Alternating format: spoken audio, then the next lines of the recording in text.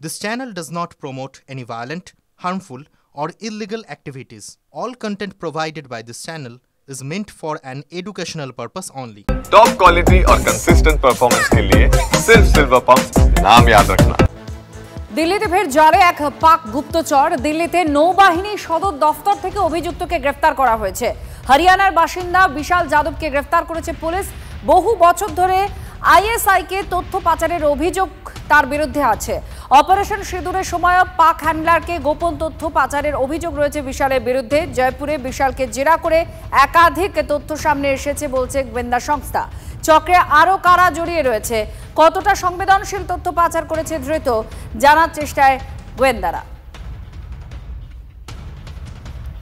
নৌবাহিনীর একেবারে সদর দফতরে কাজ করতে অভিযুক্ত, যাকে গুপ্তচর হিসেবে গ্রেফতার করেছে পুলিশ।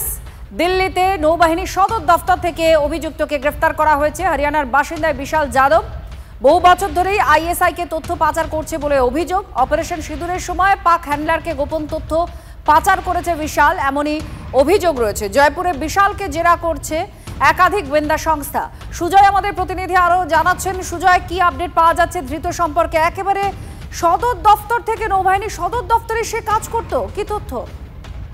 একেবারে দেখো, এটা অত্যন্ত গুরুত্বপূর্ণ বিষয় যে একেবারে দিল্লিতে নৌবাহিনী যে সদর দপ্তর সেখান থেকে বিশাল যাদবকে গ্রেফতার করেছে। বিশাল আসলে হরিয়ানার বাসিন্দা এবং যেটা সূত্র মারফত জানা যাচ্ছে যে দীর্ঘদিন ধরেই সে আইএসআই কে বিভিন্ন রকম তথ্য পাচার করেছে। যখন অপারেশন সিন্দুর করা হয়েছিল সেই সময়ও পাক হ্যান্ডলারদের বিভিন্ন রকম তথ্য পাচারের অভিযোগ, এবং ইতিমধ্যে জয়পুরে বিশালকে জেরা করে একাধিক তথ্য গোয়েন্দা সংস্থার হাতে এসছে। কিন্তু তারা এখন জানার চেষ্টা করছে যে কি তথ্য সে পাচার করেছে। তার মোবাইল ইতিমধ্যেই বাজেয়াপ্ত করে নেওয়া হয়েছে, নিজেদের হেফাজতে নিয়েছে পুলিশ।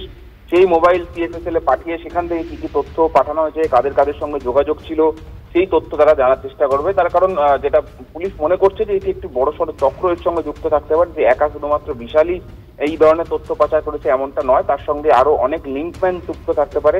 সেক্ষেত্রে দেশের মধ্যে আরো এরকম কে লিঙ্কম্যান রয়েছে, তারা কিভাবে কাজ করছে, কোথায় কোথায় লুকিয়ে রয়েছে, কি তথ্য পাচার করেছে, সবটাই জানার চেষ্টা করছে পুলিশ। ধন্যবাদ, আমাদের প্রতিনিধি ছিলেন আমাদের সঙ্গে। এবং খুব গুরুত্বপূর্ণ একটি বিষয় যে নৌবাহিনীর একেবারে সদর দফতর, সেখানে কাজ করত অভিযুক্ত, যাকে গ্রেফতার করেছে পুলিশ। আর তাকে জিজ্ঞাসাবাদ করছেন একাধিক গোয়েন্দা সংস্থার তদন্তকারীরা। তার কাছ থেকে তথ্য জানা হচ্ছে, কারণ সদর দফতরে থাকার দরুন তার কাছে অনেক ধরনের সেন্সিটিভ তথ্য থাকতে পারে। সেগুলো সে পাচার করেছে কি না, কোনগুলো সে তথ্য তুলে দিয়েছে আইএসআই এর হাতে, এই সমস্ত বিষয়গুলো এখন জেরা করে জানার চেষ্টা করছেন গোয়েন্দারা।